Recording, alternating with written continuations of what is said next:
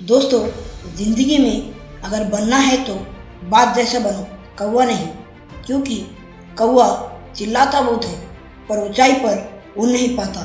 पर एक बाज शांत रहकर आसमानों को चीर कर बादलों के बीच उड़ता रहता है। बाज से सीखने वाली 5 आदतें जो आप और हम अगर अपने जीवन में उतार लेंगे तो ऐसा कोई मंजिल नहीं जो हम नहीं पा सकते। पहला, बाज बादलों को चीरकर आसमानों में 120 किलोमीटर की स्पीड से उड़ता है और अपनी टारगेट शिकार को 5 किलोमीटर दूर से पहचान लेता है और अपने शिकार को पकड़े बिना अपने फोकस नहीं हटाता।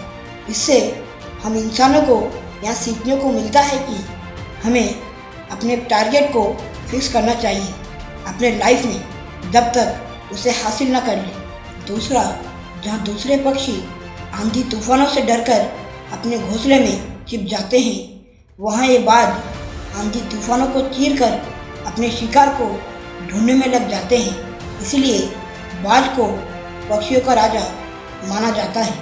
बाज से सीखने वाली बात यह है कि हमें कठिन परिस्थितियों से लड़कर अपने फ्यूचर के लिए काम करते रहना चाहिए। और तीसरा, बाज कभी भी मरे हुए और सड़े हुए जानवरों के मांस नहीं खाते हैं, चाहे वो अपना पुराना शिकार किया क्यों ना हो।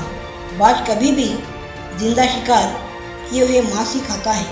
और इससे हमें यहाँ सीखने को मिलता है कि हमें अपने पास्ट में हुए परेशानियों या पास्ट में हुए सक्सेस को लेके बैठे नहीं रहना चाहिए और आने वाले कल के लिए काम करते रहना चाहिए, क्योंकि पास्ट तो पास्ट होता है। चौथी, बाज अपनी घोंसलों से सॉफ्ट घास को बाहर फेंक देती है, क्योंकि बाज का बच्चा अगर उसमें कंफर्टेबल हो गया तो उससे बाहर नहीं निकलेगा। ये बात बाज को भी पता है कि आराम हराम है। इससे हमें यहाँ सीखने को मिलता है कि हमें अपने कंफर्ट जोन से बाहर निकलना चाहिए अगर हमें अपने ज़िंदगी में बड़ा मुकाम हासिल करना है तो। और पांचवा, बाज 70 साल तक जिंदा रह सकता है और 40 की उम्र होते ही शिकार करने के काबिल नहीं रहता, क्योंकि उसकी चोंच और पंख भारी हो जाते हैं और जिसके कारण शिकार करने में मुश्किल हो जाता है और वहाँ भूख के कारण मर भी सकता है। इसीलिए बाज अपनी चोंच और पंख को पत्थरों पर पटक पटक कर तोड़ देते हैं। इससे बहुत सारा खून भी निकलता है और अपने पंखों को अपने चोंच से काट काट के हल्का कर लेते हैं।